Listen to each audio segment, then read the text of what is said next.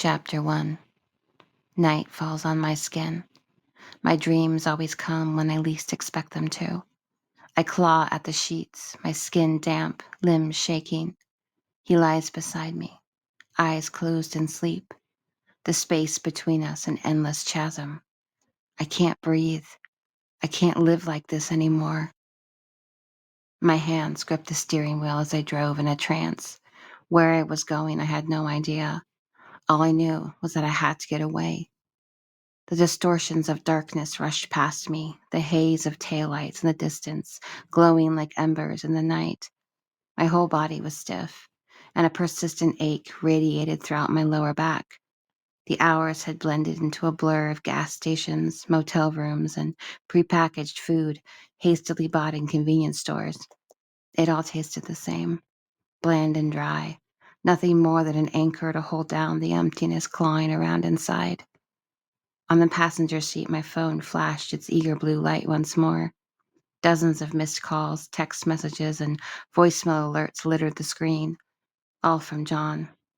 Reaching over, I turned it off. The thought of listening to them filled me with dread. What I had done was extreme, but like a wild animal stuck in a trap, I knew the only way to survive was to relinquish a limb. Leaving was the last frantic vestige of my attempt to keep on living, despite there being nothing left to live for. I was hollowed out. Only tender bruised bone remained as I followed the endless white line of the highway. Sometime during the night, I crossed through Washington, the tip of Idaho, and into Montana. The incessant pace of the road had quieted. Only the occasional passing car slipped by on my rearview mirror. I wondered what stories these people carried with them as they drifted past me, encapsulated in their own silent confinement, their bodies bathed in the soft glow of console lights. Were they returning from a long journey, driving desperately to a lover, or running from their own misfortune? There was a sense of comfort in knowing I was not the only one traveling through the dark. The sky was a clear blaze of stars with a sliver of moon hanging shyly in the sky as I pulled off Route 90 and into a sleepy truck stop town. I spotted a motel ahead, the neon vacancy sign like a faded beacon to weary travelers. I stepped out of the car and into the balmy warmth of the late July night, entering the muted light of the lobby with its threadbare carpet and racks of dusty tourist brochures. The smell of stale coffee and cleaning solution hit me as I pushed a button on the worn wood of the counter, watching a silent glow appear beneath my finger. "Looking for a room?"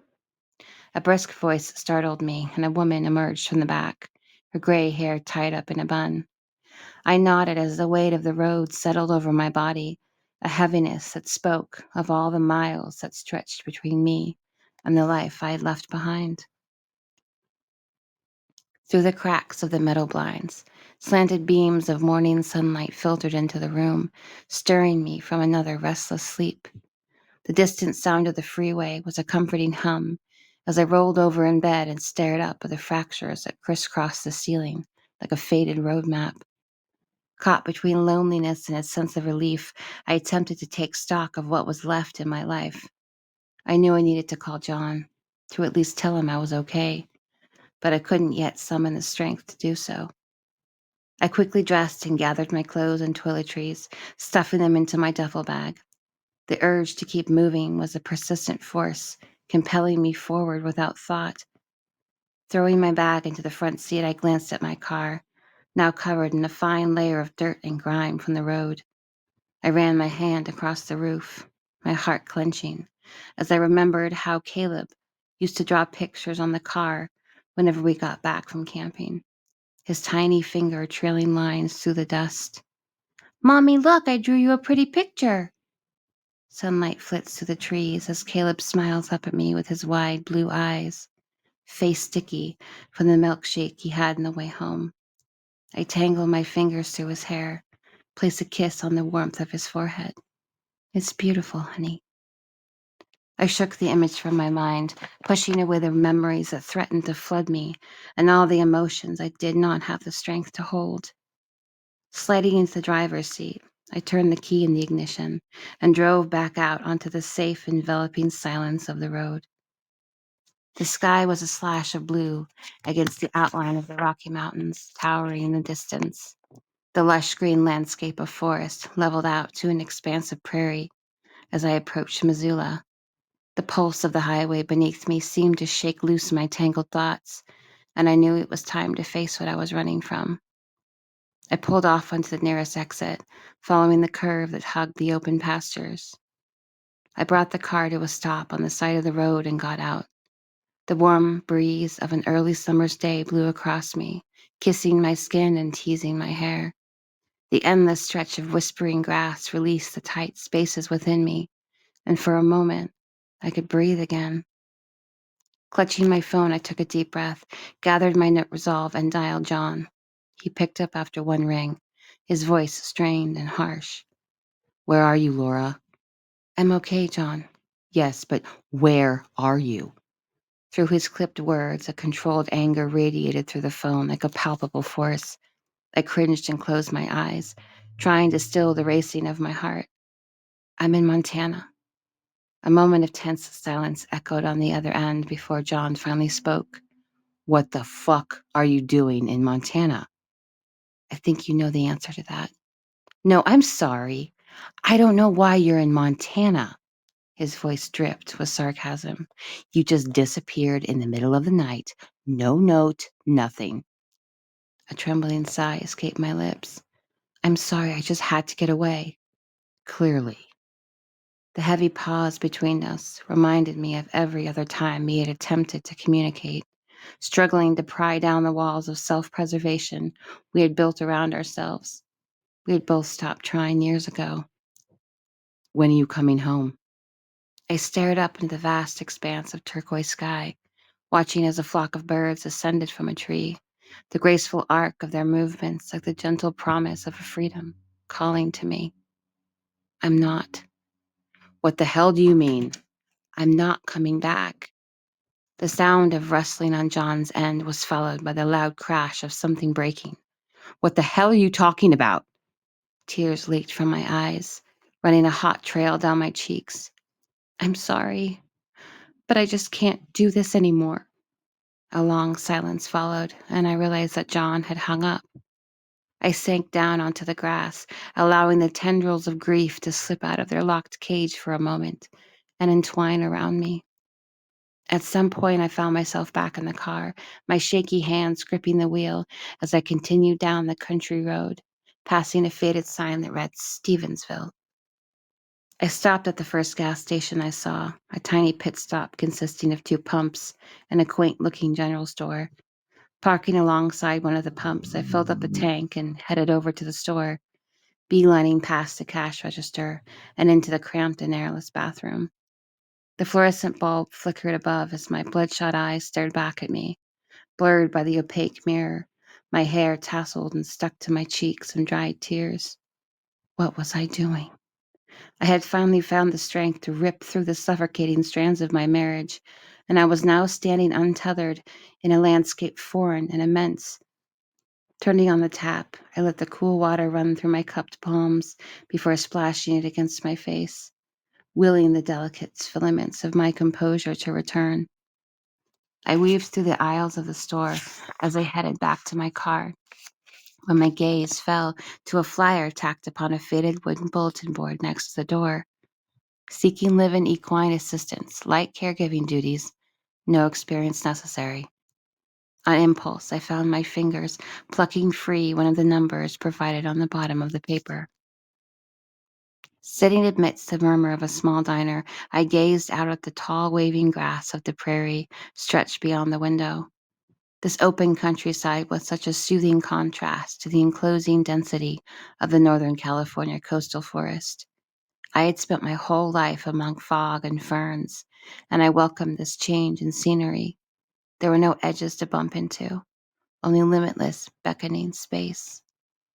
I leaned back against the worn booth, the material cracked and faded from years of bodies moving over the vinyl surface.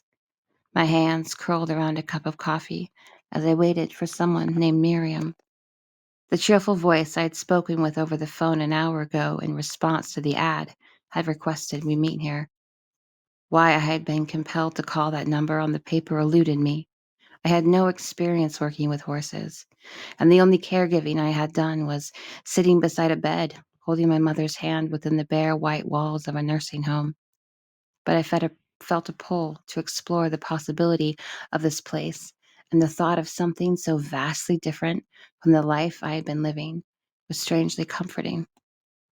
I glanced over at the customers who sat around me, salt of the earth people with dusty boots and worn cowboy hats. The jingle of the door drew my attention to a tall woman walking in. Her dark brown hair, accentuated by strands of gray that caught the light, was twisted into a loose braid slung over her shoulder. She immediately strode toward me, her gait long and purposeful. "I'm Miriam, and you must be Laura?" She thrust her hand out and engulfed mine in a strong grip, her eyes twinkling as she smiled down at me. I imagined she was the type who laughed loudly and often. "How did you know it was me?" Miriam chuckled as she slid into the booth across from me and signaled to the waitress for a cup of coffee. "It's a small town, hun, and whose face sticks out around here?" I nodded with a smile that felt strained. "So what brings you to Montana, if you don't mind my asking?" Shrugging, I gazed down at my coffee for a moment, as if the dark contents of the liquid held the answers. "I guess I'm looking for a fresh start." I nodded toward the view. "It's so peaceful here." "Yes, it is," Miriam sighed, looking out the window. "This place can shake your soul free." I sighed and folded my arms on the table, leaning in closer to her. I could benefit from some soul shaking right now. Miriam regarded me with a warmth in her eyes. "Well, you've come to the right place, then." I gripped my coffee as sunlight filtered in through the window, exposing the harsh state of my nails, which had been worn down to painful slivers by my excessive picking. I quickly hid them in my lap as a plump older woman with a ruddy complexion breezed by our table, sliding a cup of coffee over to Miriam. "Thanks, Mary," Miriam said with a wink, before her gaze fell back to me. "So, let me tell you a little about the position. It's on my brother's property. He's disabled and will need some mild assistance, mainly help with grocery shopping. He also owns horses, so the bulk of your duties would involve helping him out in the barn with basic grooming and maintenance. Nothing you need too much experience for. In exchange, you'll be provided the cottage on the property to stay in." She raised her eyebrow at me as she leaned back against the booth, appearing to take me in for a moment. "Is this something you think you'd be interested in?" "Yes, I think so." A glimmer of hope fluttered inside me, pushing through the snarled, bleak footpath of my mind. "Great," Miriam said, flashing me a big smile. "I just got married and will be moving to the East Coast by the end of August. I'm hoping to get all this squared away before then, but the cottage is available now if you want it. All I'm really going to require from you is a background check."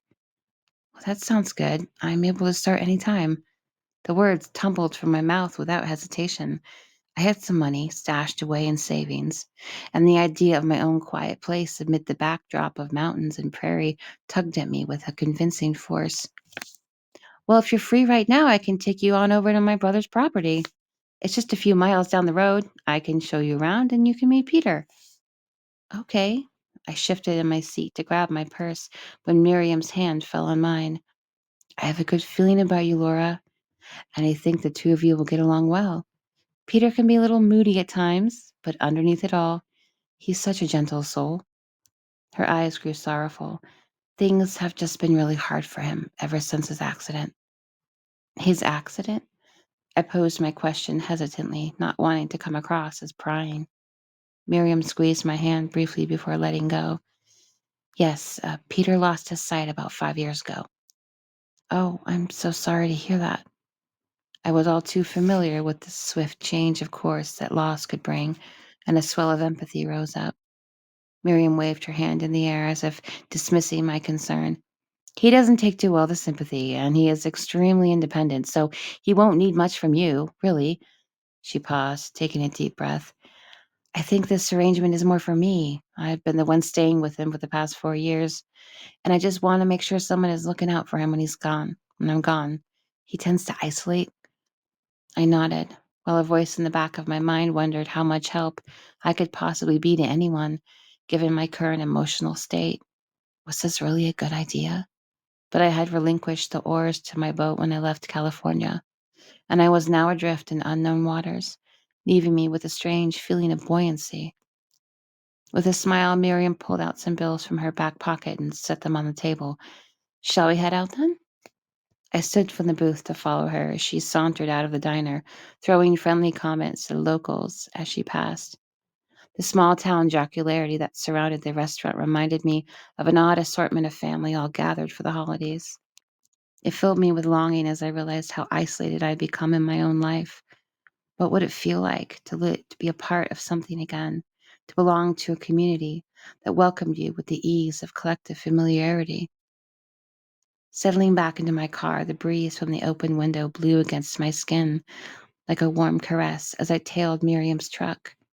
Fields painted in sepia glided past my view while we drove down the quiet stretch of a sun-baked road, the imposing mountain range cradling the horizon, beckoning me towards something new and undefined.